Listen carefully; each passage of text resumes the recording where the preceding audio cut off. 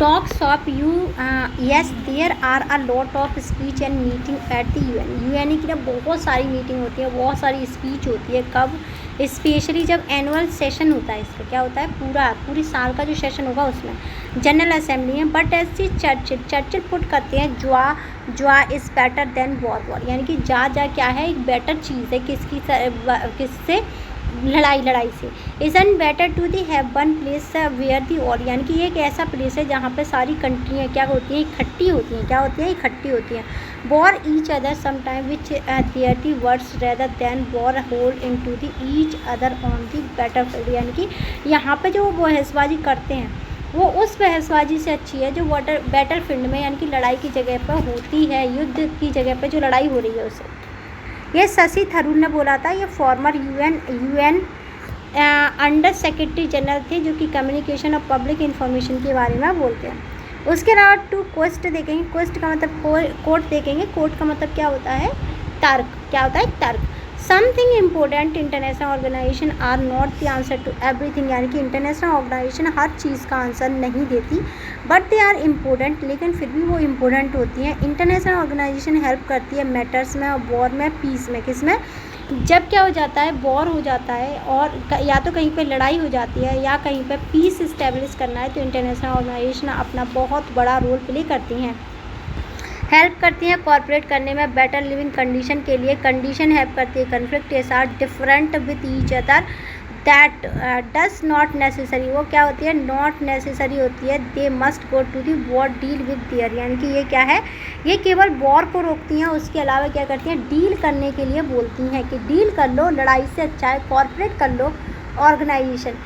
They can install discuss the continuous issue, यानी कि ये क्या करते हैं? बहुत ज़्यादा इशू पे, कि जो भी इशू है उस पर डिस्कस करेंगी, फाइनल पीसफुल सॉल्यूशन निकालेंगे। उसके अलावा क्या होगा? रेयरली नोटिस होगा मोस्ट कन्फ्लिक्टेड डिफरेंस निकल के आता है, रिजॉल्व विदाउट गोइंग वॉर, यानी कि ये कहते हैं कि बिना लड़ाई के जहाँ पे हम आंसर निकाल सकते हैं, बिना लड़ाई के कोई चीज़ हो सकती है, तो हम लड़ाई क्यों करवाएं? ठीक है। उसके अलावा रोल देखेंगे इंटरनेशनल ऑर्गेनाइजेशन या कैन इम्पोर्टेंट होती है दिस कॉन्टेक्ट में। इंटरनेशनल ऑर्गेनाइजेशन क्या करती है? अपर स्टेट होती है। क्या होती है? अपर स्टेट होती है। क्या होगी? अपर स्टेट होगी। उसके अलावा क्या होगी? विथ दी अथॉरिटी, इसमें क्या होगी? एक अथॉरिटी होगी। क्या होगी? एक अथॉरिटी होगी और क्रिएट करेगी रिस्पॉन्स को। किसको? रिस्पॉन्स को। और ये क्या करेगी? बीइंग करेगी, स्टेट के साथ एग्री होगी, क्रिएशन करेगी और क्रिएट करेगी, हेल्प मेंबर के साथ रिसॉल्व करेगी प्रॉब्लम को पीसफुली, यानी कि कुल मिलाकर के इसमें इतना बोला गया है कि अगर किसी में भी लड़ाई होगी, क्या होगी? लड़ाई। सुनना क्या कह रहे हैं कि ये जितनी भी ऑर्गेनाइजेशन है ना, जो यूएन है, वो क्या करता है? पीस कीपिंग का काम करेगा, लड़ाई नहीं होने देगा, बस इतनी सी ही बात बोली गई है। फिर इंटरनेशनल ऑर्गेनाइजेशन क्या होती हैं? इसका एक और तरीका होता है कि बहुत सारे देश क्या हो जाते हैं, बहुत सारे देश इकट्ठा होकर के एक इश्यू पे क्या करते हैं? बात करते हैं, जिसमें जो भी चैलेंज निकलता है उसके साथ डील करते हैं और इकट्ठा होकर के। डिसीज़, जैसे एग्जांपल ले लें हम कोविड-19 का। किसका ले लें? डिसीज़। ठीक है।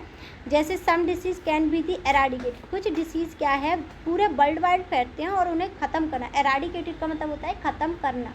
ख़त्म करने में कौन हमारी सहायता करेगा? यूएन। कौन करेगा? यूएन, क्योंकि इंटरनेशनल ऑर्गेनाइजेशन है।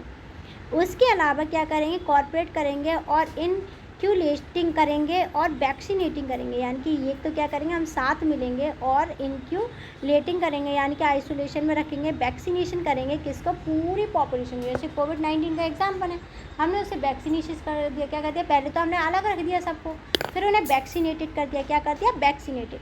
ग्लोबल वार्मिंग जैसे इफेक्ट, जैसे गर्मी का बढ़ना, टेम्परेचर का राइज होना, ग्रीन हाउस गैसों का बढ़ना। देखो, जब हमारे अर्थ पे क्या होता है? हमारे अर्थ पे हमने कार्बन डाइऑक्साइड ज़रूरत से ज़्यादा रिलीज़ करी। क्या की? ज़रूरत से ज़्यादा रिलीज़ करी, तो हमारा जो एटमॉस्फेयर है, एटमॉस्फेयर मतलब हमारे चारों तरफ की जो गर्माहट है वो बढ़ जाती है। गर्माहट बढ़ने से क्या होता है कि गर्मी बढ़ी तो ग्लेशियर पिघलेंगे तो बाढ़ आएगी और कोस्टल एरिया बढ़ जाएगा। कोस्टल एरिया मतलब ज़मीन पे, जो मुंबई जैसी जगह में रहते हैं ना, कोस्टल एरिया में, उनकी ज़मीनें डूबने लगेंगी। तो इन सारी चीज़ों पे ना इकट्ठा होकर के जो 193 नेशन है ना, वो इकट्ठा होकर के डिबेट और डिस्कशन करते हैं। ठीक है। अब देखेंगे वर्ल्ड इंक्लूड करता है ह्यूज सिटी, बहुत बड़ी बड़ी सिटियों में इसको यूज़ करता है। उसके अलावा इफेक्टिव ग्लोबल वार्मिंग मतलब क्या होता है? दुनिया का गर्म होना इफेक्टिव अप्रोच होती है, वार्मिंग इटसेल्फ होती है, रिक्वायर होती है, लीस्ट मेजर इंडस्ट्री पावर होती है, इनकी बहुत बड़ी बहुत बड़ी बड़ी जो इंडस्ट्रियल पावर होती है ना, उनके बीच में क्या कराया जाता है, कॉर्पोरेशन कराया जाता है कि आप इतना कार्बन इमिशन कर सकते हो। कार्बन इमिशन का मतलब कार्बन का निकलना, ठीक है, इतना कर सकते हो। कार्बन नहीं पता, धुआं, उसमें कार्बन ही तो होता है। घर में जब कभी आग लगाते हैं तो धुआं निकलता है, वो ऑक्सीजन के साथ रिएक्ट करता है तो कार्बन डाइऑक्साइड कार्बन मोनोऑक्साइड बनाता है। तो उसका जो होता है ना वो जनरेट करना, वो ना किस पे, कार्बन इमिशन बोलते हैं उसे, क्या बोलते हैं, कार्बन इमिशन। अनफॉर्चुनेटली देखे रिकॉग्नाइज करते हैं नीड को, कॉरपोरेशन को। उसके अलावा क्या करते हैं, उसके अलावा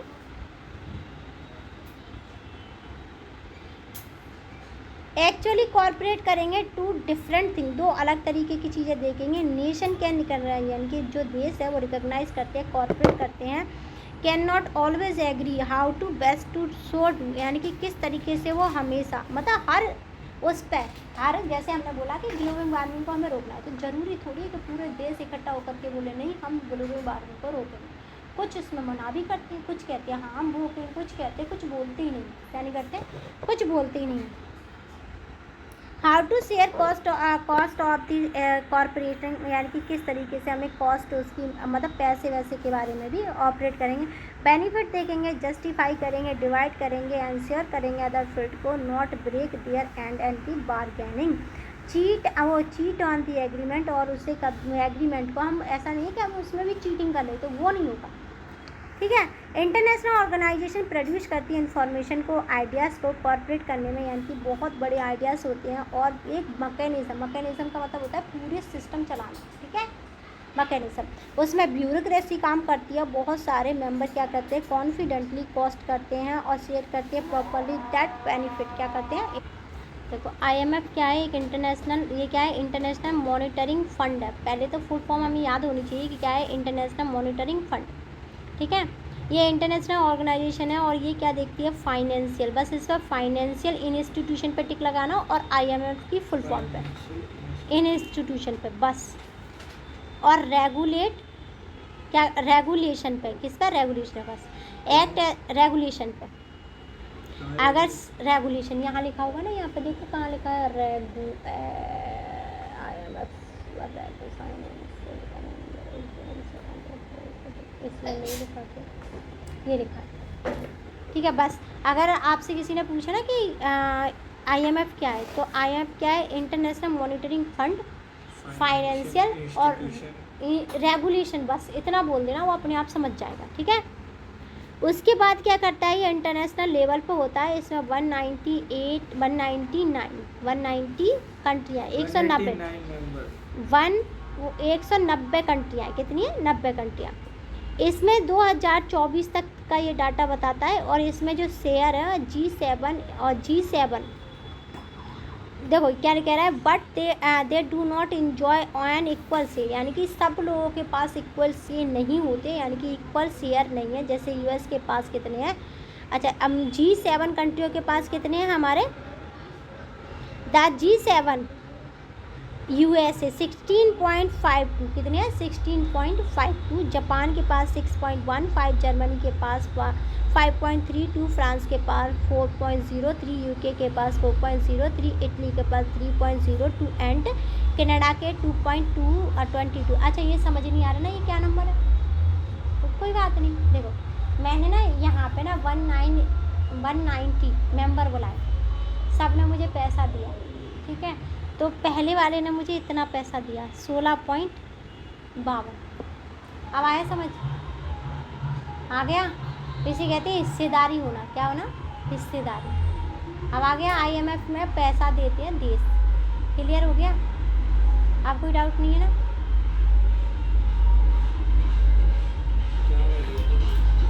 यहाँ से देखो, government we shall try answer this question at the end of the chapter, यानी कि बहुत सारी गवर्नमेंट ये चाहती है कि हमें, हाँ हमें क्या मिले, आंसर मिले, क्या मिले, आंसर मिले, किसके मिले, आंसर मिले। अच्छा मैंने क्या क्या पढ़ा दिया, नहीं पढ़ाया आपने, IMF पढ़ा दिया, एक मिनट मुझे देखने दो।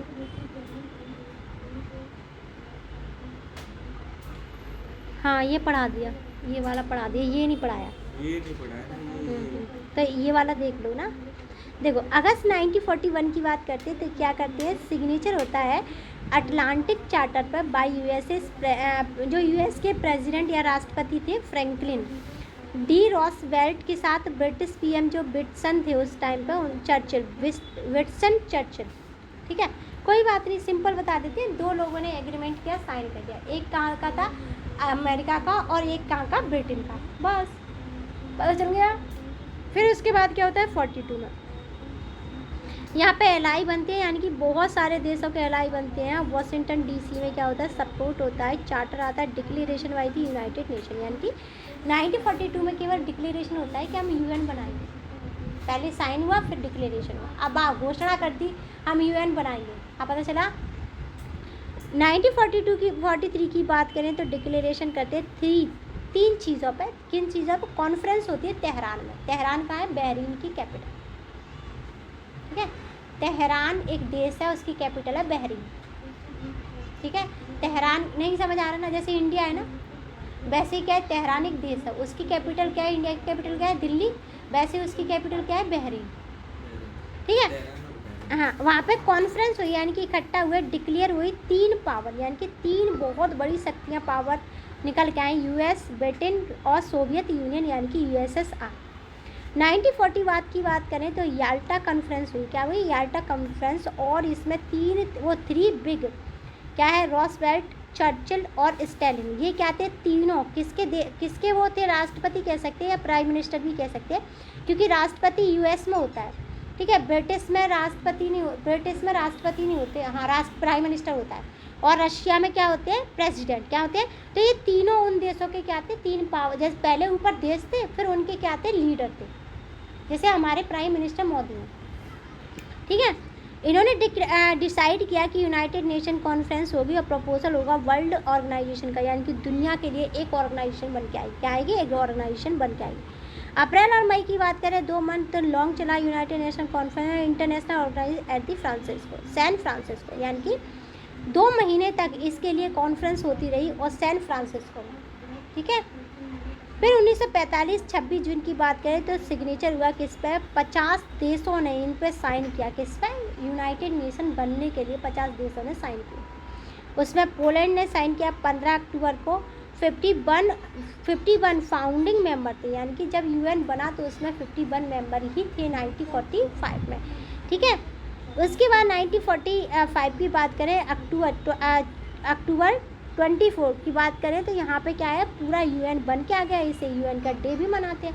इम्पोर्टेंट पॉइंट है इसमें 24 वाला, जो 1945 अक्टूबर है, 1945 अक्टूबर जो लिखा है इसमें 24 लिखा है ना, बस इसी टिक लगा। 30 देखो, और 1945 अक्टूबर 30 को इंडिया ने यूएन को ज्वाइन कर लिया। कब किया था? 1945 में। कब किया? 30 को इंडिया ने ज्वाइन किया। किसने किया इसे? इंडिया ने इसे ज्वाइन कर लिया। उसके बाद यहाँ से देखेंगे वी विल फेयरली डिवाइड, यानी कि हम क्या है, अब डिवाइड हो गए। क्या हो गए? डिवाइड का मतलब होता है बंटना। ठीक है, and the other members join an agreement at the honor term and the condition of the agreement. With the end of the Cold War we can see the UN have the slightly different role। यानी कि देखो, जैसे ही क्या हुआ, cold war finish हुआ, world war finish हुआ, cold war finish हुआ, फिर उसके बाद क्या हो गई, दुनिया में क्या होने लगे, डिवाइड आने लगा। क्या आने लगा? डिवाइड। और इस डिवाइड का सबसे बड़ा रीज़न क्या था कि ना, अपने आप को सुपर पावर स्थापित करना था किसी एक कंट्री को। तो उसमें एक देश निकल के आता है यूएसए। इसने अपने एलाई बना लिए थे। एलाई का मतलब क्या होता है? अपने दोस्त, ग्रुप बना लिए थे, और इसे विक्ट्री मिल गई थी। उसके बाद इसने क्या किया, बहुत सारी गवर्नमेंट, बहुत सारे पीपलों को इन्होंने, वेस्टर्न कंट्रियों के लिए यूएस क्या बन गया, बहुत पावरफुल बन गया, क्योंकि ये क्या करता था, उनकी इच्छाओं की पूर्ति करने का काम करता था। अब देखेंगे यूएन क्या है, प्रमोट करता है डायलॉग्स को। डायलॉग्स मतलब बातचीत को, डिस्कशन को। पर्टिकुलरली क्या करता है, लिमिट करता है अमेरिका पे। किस पे लिमिट करता है यूएन? अमेरिका पे लिमिट करता है। ये पूछा गया है। देखो, ये क्वेश्चन नहीं है, हमसे ये क्वेश्चन पूछा गया है, क्या यूएसए पे लिमिट कर सकता है यूएन? अमेरिका को रोक सकता है यूएन? नहीं, क्वेश्चन मार्क है। देखो यहाँ पर लगा है, we said try to answer this question at the end of the chapter. Chapter के लास्ट में हमें इस क्वेश्चन का आंसर मिलेगा, तो लास्ट में क्यों जाना है, हमें तो पता ही है कि ये कर ही नहीं सकता। क्या है, कर ही नहीं सकता। Evolution of the UN, UN का एवोल्यूशन, इसे रुक के